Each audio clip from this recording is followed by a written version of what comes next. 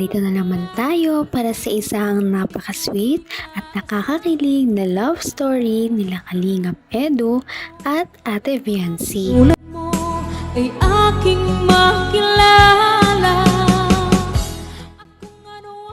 Para sa pagpapatuloy ng ating love story ay napaka-espesyal ng araw na ito para sa EDC Love Team at sa buong Kalingap Team dahil may pupuntahan sila na napaka-espesyal na lugar dahil dito nga ay nakapunta na rin si Kalingap Edu dati.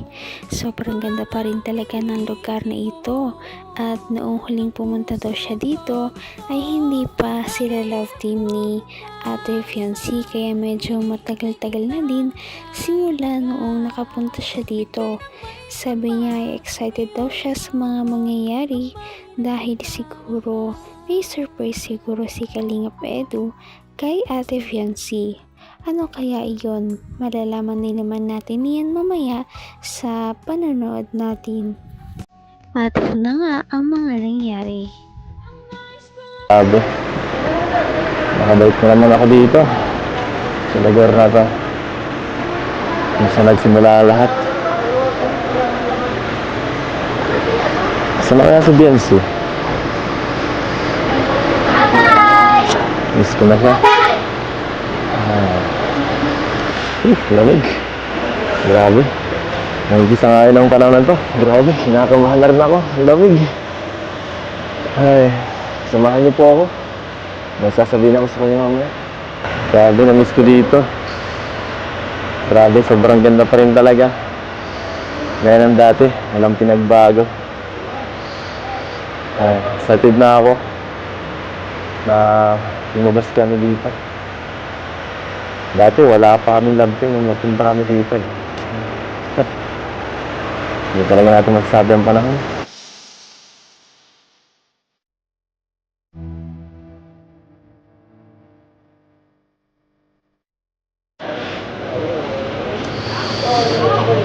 Ay, guys, parang isip pa si wife siya. Nakakaya naman sa kanila lumamit at yun pa rin. Kasi ano, dahil pang wala kami kaya magkakamamit yung guys namin. Sobrang dami ng mga Buti na lamang kahit na busy si Ate Viancy sa kanyang pag-aaral ay nakapunta pa rin siya dito sa trip kasama ang buong Kalingap Team at panigurado ay mag-enjoy na naman siya dahil may bago na naman siyang lugar na napuntahan. Salamat sa kanyang mga sponsors at sa Kalingap Team.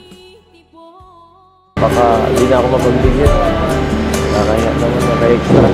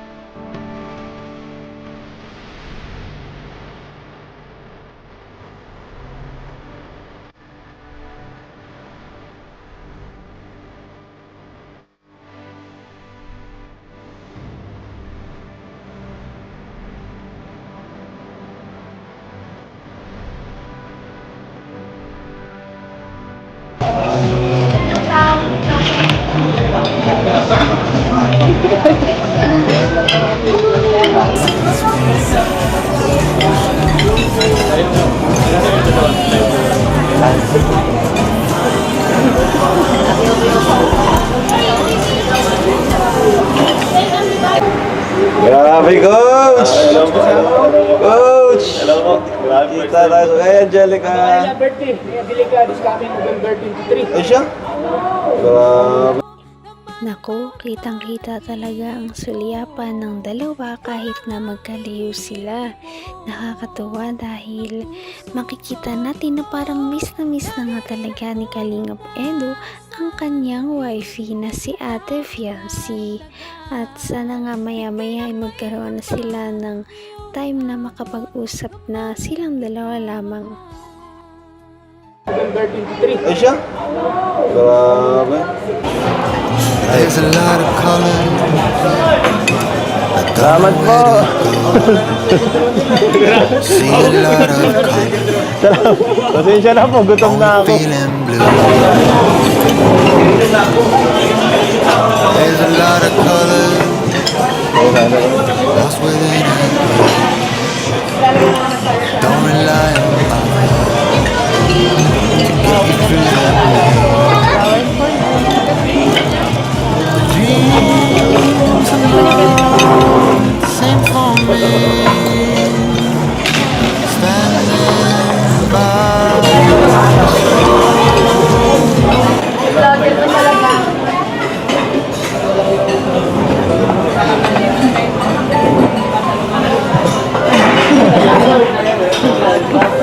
Oh, para sa'yo. Busog na po. Ha? Busog na po. Sige pa. Kain lang, magpakabusog ka. Bagay sa'yo, mataba. Ba't naman mula ka? Hindi ko alam. Malamig naman ang panahon ah. Hindi po kanina pala dun. Ha? Dun sa ano ba? Saban? Teka. Sakit ka ba? Wala. Wala. Sa wakas ay nagkasama na rin ang dalawa dahil kanina pa nga tinititigan ni Kalingap Edu si Ate Fiancé sa malayo bago pa lamang sila bumiyahe papunta sa kanilang pupuntahan. Nakakatuwa dahil meron na silang time na mag-usap ngayong dalawa at hindi na lamang sila hanggang sulyapan lamang. Ano na naman kaya ang mga kilig punchlines na sasabihin ni Kalingap Edu?